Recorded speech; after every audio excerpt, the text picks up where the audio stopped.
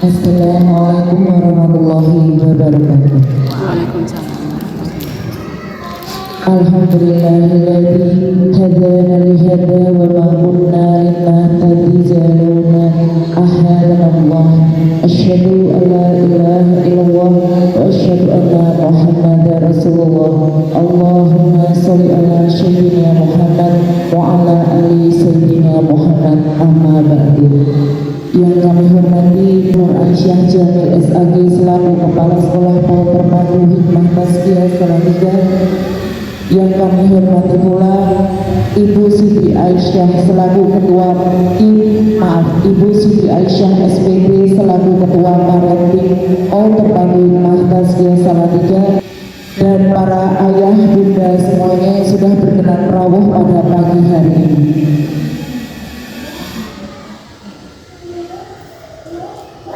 Pertama-tama marilah kita panjatkan puja dan puji syukur kehadirat Allah Subhanahu wa Ta'ala yang pada kesempatan pagi hari ini telah memberikan kita hikmat sehat sehingga kita bisa menghadiri pertemuan rutin.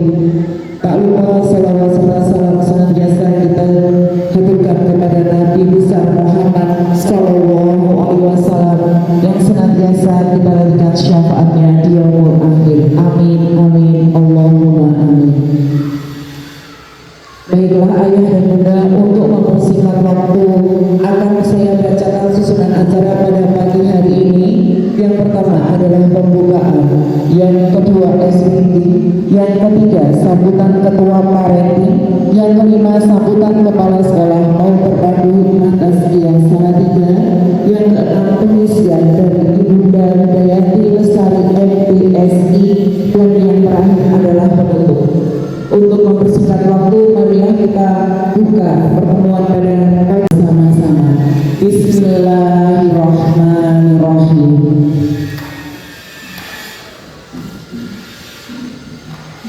Meniti acara yang kedua adalah SPT yang akan dibawakan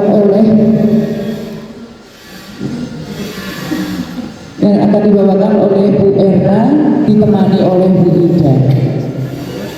Kepada Bu Erna dan Bu Ida kami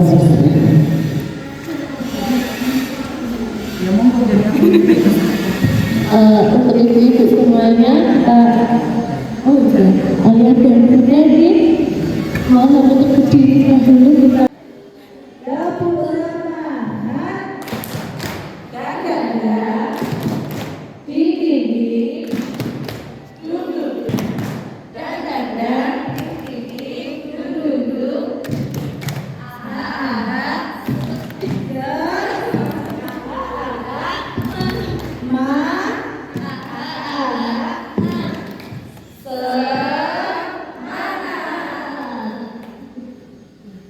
kita mulai SPT-nya. Aku tahu, aku paham, aku bisa dan melakukan.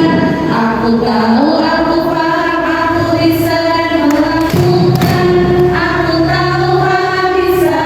Tahu, paham, bisa. Aku tahu, paham, bisa dan melakukan. Aku tahu, aku paham, aku bisa.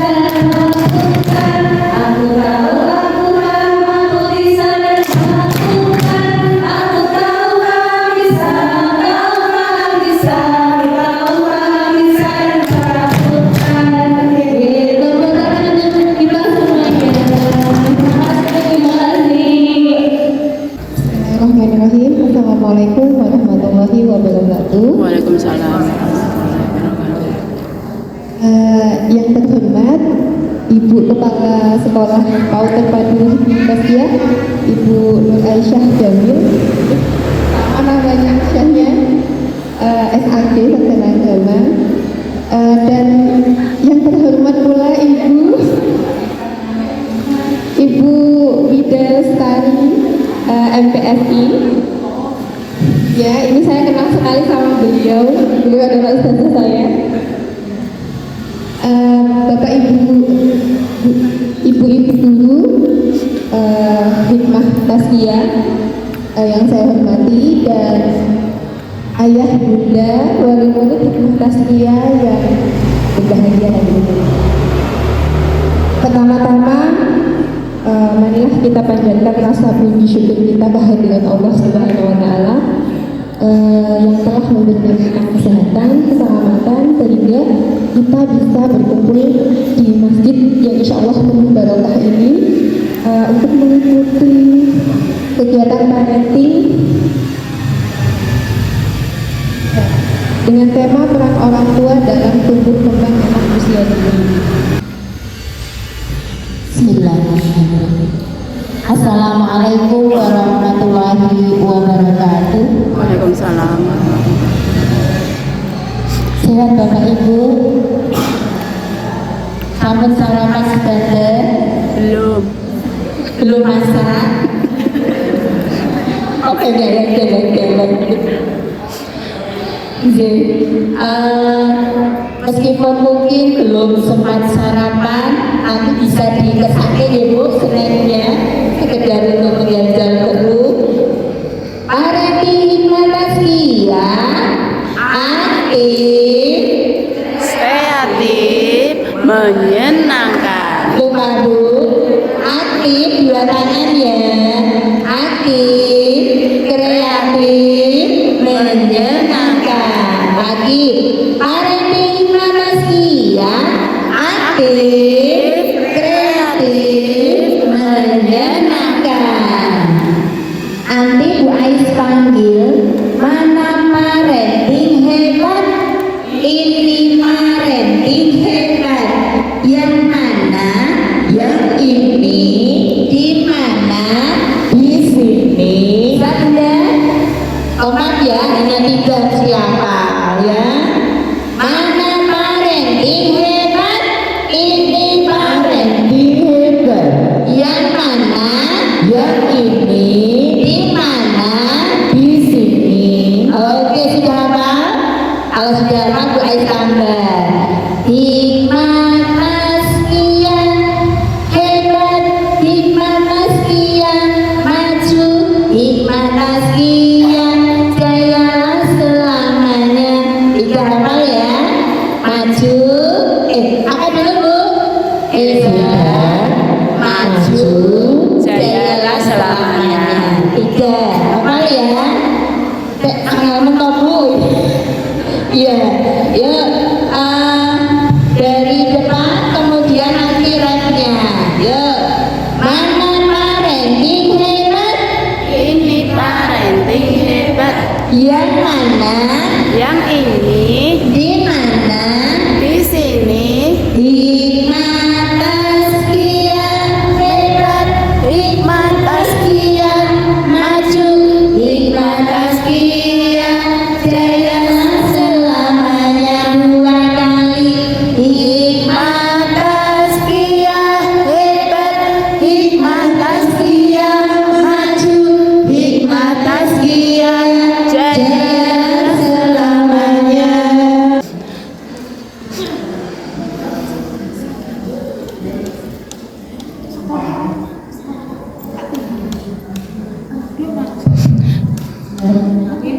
Assalamualaikum warahmatullahi wabarakatuh. Waalaikumsalam warahmatullahi wabarakatuh. Rabbi sholli sadri wa yassirli amri wa hlul 'uqdatam min lisani yafqahu qawli. Nama batu. Sebelumnya yang saya hormati Ibu Kepala Sekolah PAUD Hikmah Taskia, Ibu Nur Aisyah Jamil SAG. Yang saya hormati guru-guru di PAUD Hikmah Taskia, dan yang saya banggakan seluruh wali murid ya Bapak Ibu yang sudah hadir pada kesempatan hari ini. Walaupun bulan tapi ya alhamdulillah ada yang datang. puji syukur pada Allah hari ini bisa bertemu kembali dengan saya tidak tahu ini kayaknya sudah nanti hari berikutnya ya mungkin ya. Puji syukur pada Allah hari ini saya bertemu di sini ya, untuk saling belajar. Salawat salam kita berikan kepada junjungan kita, bapak kita Nabi Muhammad Sallallahu Alaihi Wasallam yang menjadi teladan bagi kita. Ibu-ibu yang dirahmati, ibu-ibu dan bapak-bapak yang dirahmati oleh Allah, langsung saja. Yang kemarin Bu Ais menyampaikan materi kita hari ini adalah tentang peran orang tua dalam membersamai tumbuh kembang anak usia dini. Ya, jadi alhamdulillah ya, bersyukur pada Allah kita itu diberikan anak-anaknya oleh diberikan titipan oleh Allah. Saya dulu perasaan banget ya, ketika kita ya, belum punya anak itu mesti bawa tenanan, gitu Bapak Ibu. Ya. Saya sama Mbak Ais itu pernah mengalami fase itu, jadi kami berdua itu pernah mengalami fase yang sama. Mbak Ais berbesok, waktu suka ruangannya Dr. Robi, itu ganti saya. Itu sampai cukup lama. Kita itu ini ya doa yang untuk diberikan ngomongan. Ya. Nah, sama ya, si Bapak Ibu dulu mungkin ada yang kembar, ada yang lambat. Nah, ketika kemudian anak itu sudah lahir, saya mau tanya, hari ini kan belum mengenai anak siapa? Nah itu ya kadang-kadang gitu. Maka tugas kita adalah menemaninya, membersamainya, menemaninya untuk mengoptimalkan tumbuh kembang anak. Jadi orang baru lahir terus dinekewai ya, kolak gede dewe. Ya. Ternyata tidak seperti itu. Ya. Nanti kita akan lihat ya seperti apa. Nah, ada sebuah inspirasi dari Allah yang tertuang dalam Quran surat An-Nisa ayat 9 yang artinya, dan hendaklah takut kepada Allah orang-orang yang seandainya meninggalkan di belakang mereka anak-anak yang lemah yang mereka khawatir terhadap kesejahteraan mereka. Oleh sebab itu hendaklah mereka bertakwa kepada Allah dan hendaklah mereka mengucapkan perkataan yang benar. Jadi di sini Allah itu ingin memberikan pesan kepada kita semua ya, bahwa kita tidak harus takut ya, kita harus takut kepada Allah ya, dan juga takut terhadap kondisi ketika kita meninggalkan anak-anak yang lemah. Nah, saya tadi membaca tafsirnya di Ibnu Katsir. Lemah ini maksudnya apa? Lemah ekonomi, lemah dalam akhlakul karimah, lemah dalam mentalnya. Nah ini ya, jadi lemah dalam mentalnya ya. Benar sekali apa yang tadi dikatakan Bu Ais, bahwa motorik kasar dan halus itu kelihatan sepele Bu. Sekolah kok germono ya, diajari kon megang apa piring, kon megang gelas, kon megang ini ya, itu tidak. Kemudian cuman itu Bu, itu pengajaran yang luar biasa. Karena apa? Karena motorik kasar dan halus itu harus tuntas di waktu TK. Jadi di paku PAUD itu harus tuntas sampai usia 7 tahun. Kalau itu tidak tuntas Bu, saya punya klien sudah usia kelas 1 SMP Bu, megang pulpen itu tidak bisa. Megang pulpen itu nggak bisa Bu. Kenapa? Karena orang tuanya tidak pernah melatihnya. Dan ternyata Bu, penguasaan motorik kasar dan halus itu kalau tidak menguasai itu berdampak signifikan kepada penguasaan emosi. Jadi kenapa anak laki-laki atau kenapa punya suami yang KDRT, kenapa punya istri yang KDRT? Jadi bukan cuma laki-laki loh Bu yang bisa melakukan kekerasan itu ya, karena banyak perempuan yang juga melakukan kekerasan. Makanya kan ada suami-suami takut istri ya. Nah itu karena apa? Karena banyak perempuan juga yang melakukan kekerasan. Ono sing luwes sangar nih bapak-bapak itu ada ya. Jadi jangan dikira cuma bapak-bapak saja yang sangar, perempuan juga banyak yang sangar gitu ya. Nah itu salah satunya karena apa? Karena motorik kasar dan halusnya itu tidak pernah terlatih gitu. Jadi melatih motorik halus, mewarnai itu kalau jengkelan ya jadi Bu, kita bisa melihat ya kalau anak-anak kita sedang mendampingi, kadang-kadang saya dampingi, kalau sih didampingi podo nesune, kadang-kadang ya podo jengkelnya podo ini ya. Nah itu berarti sama-sama belum tuntas motorik halusnya waktu kecil ya. Nah itu jadi kalau ibu-ibu itu ngajari anak mewarnai kok podo jengkelnya karena anaknya kok urung rapi, berarti itu sebenarnya sama-sama tidak tuntas waktu kecil ya. Kalau anak kita masih punya kesempatan untuk menuntaskan, tapi kalau bapak ibu itu udah agak terlambat untuk menuntaskannya. Nah ini dia. Jadi maka di sini di ayat ini hendaklah takut kepada Allah, ya, orang-orang yang meninggalkan di belakang mereka anak-anak yang lemah. Tadi sudah saya sampaikan di tafsirnya bahwa lemahnya ini tidak hanya lemah fisik, tapi lemah dalam pendidikan, lemah dalam akhlak, lemah dalam agama, lemah dalam ekonomi. Ya, oke, selanjutnya. Nah, ketika kita berbicara tentang orang tua, ya, kira-kira apa sih orang tua itu? Menurut jenengan apa? Apa itu orang tua? Kalau tak soalin kalau Bu. Apa itu orang tua?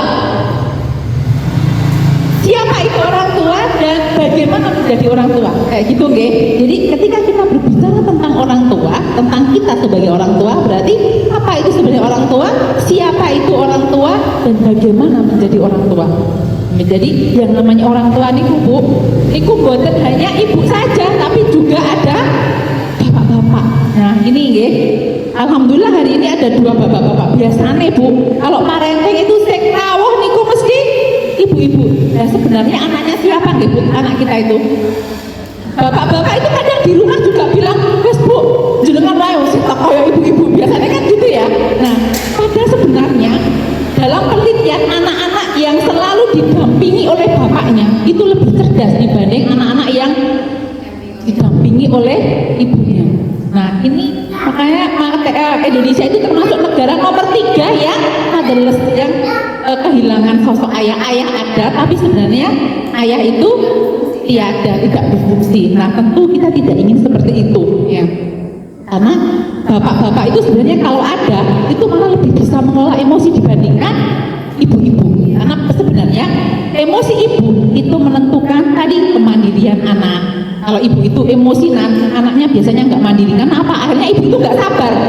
Ya tadi daripada kon ini maaf suwine pol. Bagaimana peran orang tua dalam tumbuh kembang anak usia dini? Yang pertama itu fungsinya adalah mengeringkan air mata dan mengobati luka.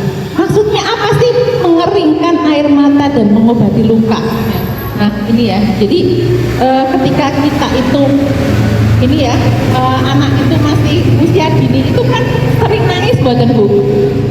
Iya. Nah, laki-laki Bu, siapa yang kagungan putra laki-laki? Oh iya. Yang perempuan? Pasti kurang ngatuk ya anak laki-laki mau perempuan gitu ya. Jadi ya, jadi sebenarnya ibu itu adalah tempat, maksudnya di sini mengandung makna ibu itu adalah tempat berbagi cerita. Biasanya anak-anak PAUD, anak-anak usia dini itu selalu saja ada cerita tentang gurunya, tentang temannya, tentang hal yang membuat dia bahagia, tentang hal yang membuat dia sedih. Nah kadang-kadang mohon maaf ketika anak bercerita, kita itu seringnya menanggapinya sambil lalu malah anak gitu. Ya anaknya akhirnya tidak mau bercerita karena apa? Kita sendiri tidak mau menyediakan waktu untuk anak-anak kita. Ya, bahkan ketika anak kita menangis itu kita melarang. Kalau untuk laki-laki biasanya gitu ya, padahal sebenarnya anak laki-laki kalau nangis itu sebenarnya itu melatih dia untuk apa? Melatih dia ketika dia sudah besar itu akan empati terhadap orang tuanya, terhadap istrinya besok, terhadap teman-temannya. Tapi kadang-kadang kita itu seringnya bilang apa sama anak kita? Cemen, cah lanang kok nangis gitu ya. Nah, padahal sebenarnya ada contohnya.